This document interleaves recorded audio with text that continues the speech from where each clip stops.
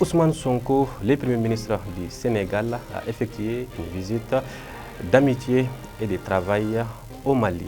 Quel était l'objet de cette visite? La réponse en début d'édition. Ce lundi, à la maison de la presse de Bamako a eu lieu un atelier national sur la formation des journalistes et la diffusion de l'information en période de crise. Et pour terminer, nous parlerons aussi de la cause des inondations au Mali en cette période d'hivernage. Voici la haine dans un instant pour les détails.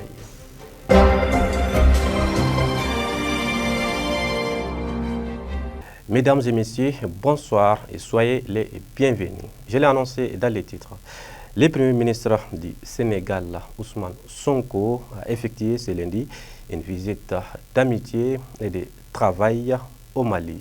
L'objectif était de renforcer les liens entre les deux nations. Une occasion pour le Premier ministre Choguel Kokala Maïga de lui offrir un dîner à l'issue de cette visite. Lors du dîner, Ousmane Sonko réaffirme que les pays de l'AES sont libres et souverains de prendre leurs propres décisions. Si les pays de l'AES décident de quitter, ils ont plein droit de le faire parce que c'est des pays souverains. Les accords de la CEDEAO ne lient pas les gens de manière inaliénable. Il se trouve que par le fait de l'histoire que nous avons subi, et c'est pourquoi cette année nous avons décidé de célébrer pour la première fois et de faire une très grande célébration de l'événement de Thiaroye 44 qui a vu l'exécution lâche par la France de soldats africains, même si ils portaient le nom de tirailleurs sénégalais, ils étaient loin d'être tous des Sénégalais. Je ne crois pas que les Sénégalais étaient les plus nombreux d'ailleurs. Ce devoir mémoriel qui nous incombe à tous de pouvoir expliquer à nos enfants ce qui s'est passé dans nos relations avec le reste du monde, aussi loin qu'on puisse remonter. En cette période d'hivernage, beaucoup de dégâts liés aux inondations sont constatés au Mali. Qu'est-ce qui est à l'origine de toutes ces inondations et quelles solutions pour les éviter? La réponse avec quelques citoyens. Bon, ça n'a pas projet. Population de Sénégal. N'y a pas de jamana sonia. Gouvernement ça bouga jamana sonia la population est fanate yo.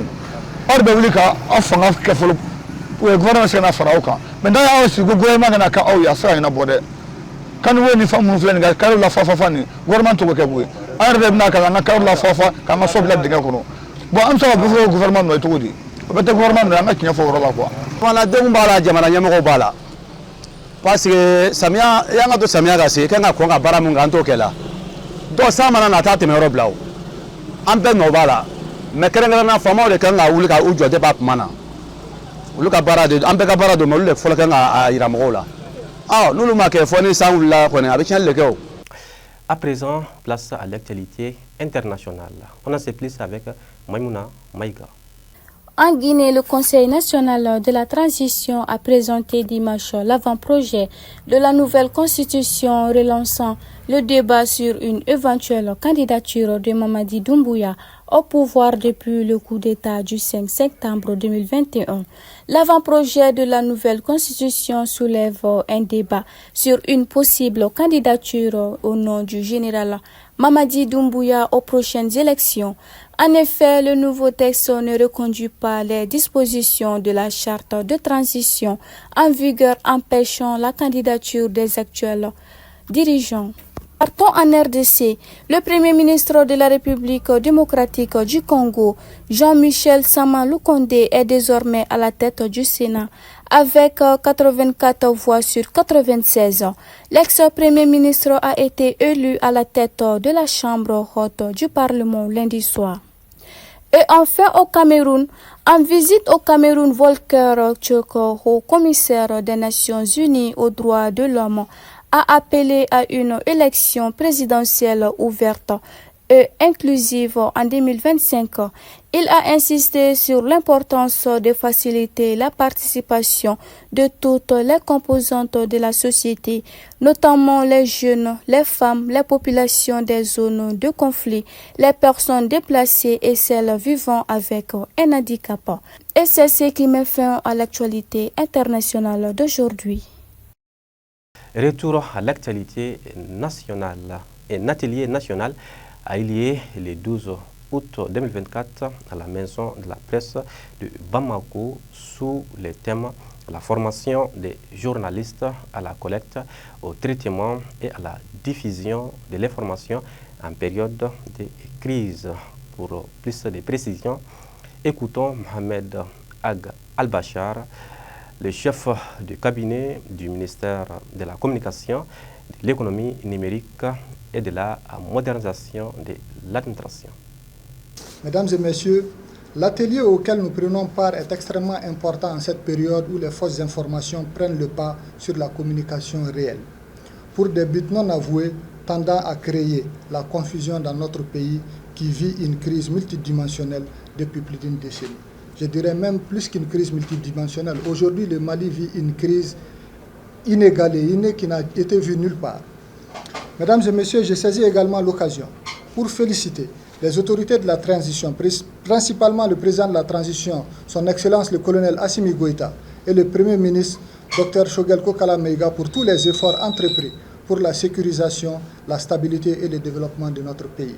Nous savons tous que les moyens colossaux déployés à travers l'achat d'importants lots de matériel ont permis à nos forces de défense, que nous saluons ici, de recouvrir l'ensemble du territoire national. Je salue aussi les actions des hommes de médias qui contribuent à créer un climat de bonne entente entre les communautés et assurer l'éducation des populations, la cohésion sociale, le bien-être et le vivre ensemble dans la paix et la sérénité. Mesdames et messieurs, cette session regroupera pendant 4 jours les journalistes de la presse écrite et audiovisuelle et de la presse en ligne.